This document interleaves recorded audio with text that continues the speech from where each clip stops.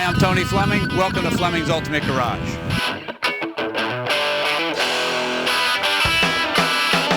Yeah, I just pulled the hanging tag off of this fresh arrival here.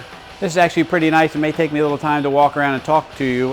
We also have about a 3-inch thick folder of receipts and documentation on all the parts that go into this car.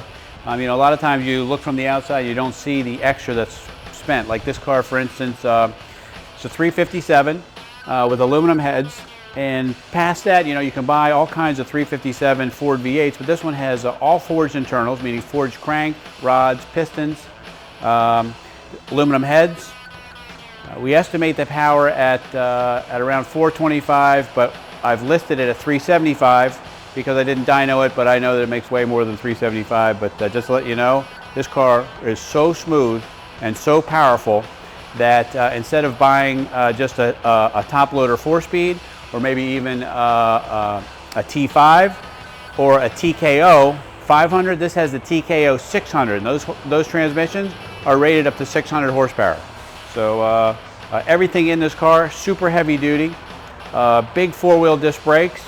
We ordered the correct Halibrand wheels on the car. It has a set of American racing wheels with super high speed BF Goodrich G-Force TAs. They look great on the car, but they're incorrect, so we got the Halibrands coming and they look really nice. So let's take a look around a little bit. Guardsman blue paint, white stripes. I like white stripes personally.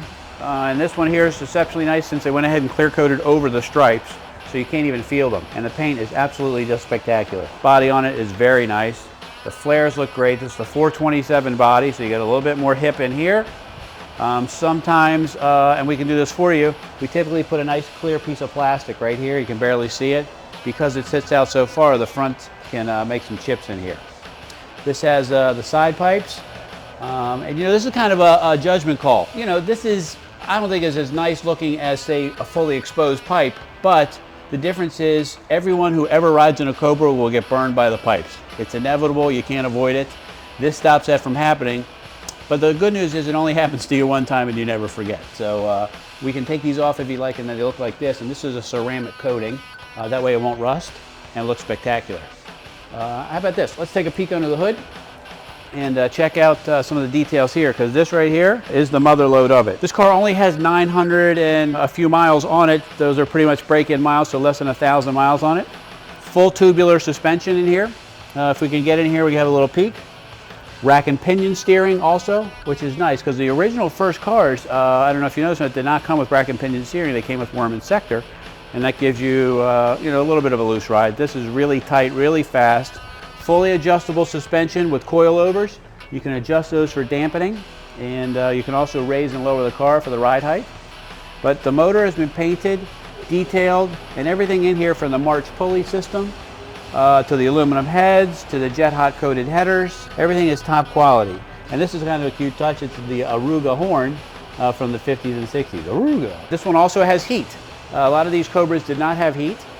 And this one is an all-weather car, so if you want a top and side doors, we can get those for you. And then you can pretty much go anywhere you want. Nice factory windshield. This is actually brass. And then they triple plate chrome it as they did the originals. Wind wings to keep the wind out. Got wipers and visors.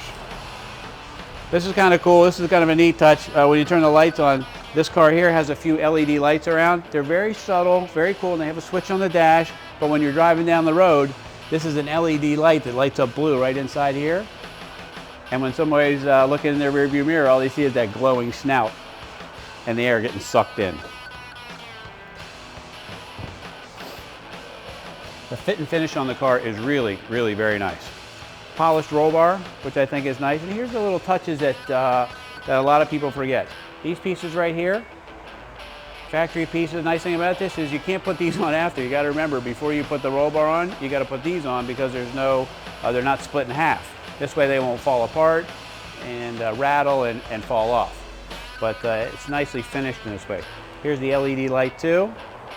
3-spoke Moto Lido wheel, which is nice looking with the wood, heavy duty stainless. Got the correct 4-speed trans. There's the heater there. This is kind of nice here. This is the brake proportioning valve. If you decided to ever take this car to the track, you could actually adjust the brakes from right inside the cockpit. Maybe the rear wheels locking up a little bit too soon, so you could bleed off a little bit of the brake pressure from there, or you just leave it alone and do nothing. Full Smith's looking gauges and an array of switches for the electric fan override in case you don't want it thermostatically controlled. The blower motor, running lights, headlights, wipers, things like that. It's showing here 969 miles. Has a 180 mile an hour speedometer and an 8,000 RPM tach. I'm not sure you're ever going to go 180 in this car, but at least you'll be able to find out if you could. Nice leather seats, black carpet, and believe it or not, back here, there's actually a little bit of storage. Goes a couple soft bags in there, the battery's there, nicely finished trunk. These are quick jacks. A lot of people know what that means. So for instance, they made two different types of these vehicles. They made a street version and an SC version for super competition. So during the races, what they would do when they needed to do tire changes, instead of jacking up one side and doing this, then running back to the other side and doing that, what they did was they had a long bar and a piece that looked like a dolly, and they would come up right behind the car, hook the bar across here, push it down, and would jack the whole car up. Off came the wheels, on came the fresh tires, and off they went. Everything for getting the guy in and out of the pits as quick as possible. You know, the great thing about these cars is the sound, which we talked about. So how about I go ahead and start it for you, and you can get a little listen.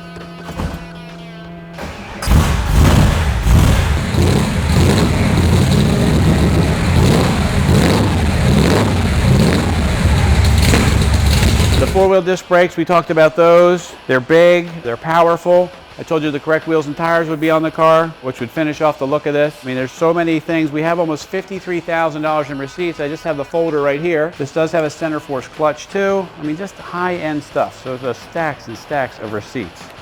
Stacks and stacks and stacks of receipts. So anyway, this will go with the car. It's a, you know, less than 1,000-mile car. I may have 1,000 after I drive it for a little while. You just can't go wrong. Anyway, we're very proud to present this car. We're Fleming's Ultimate Garage. Call us 301-816-1000. We'll tell you all about it.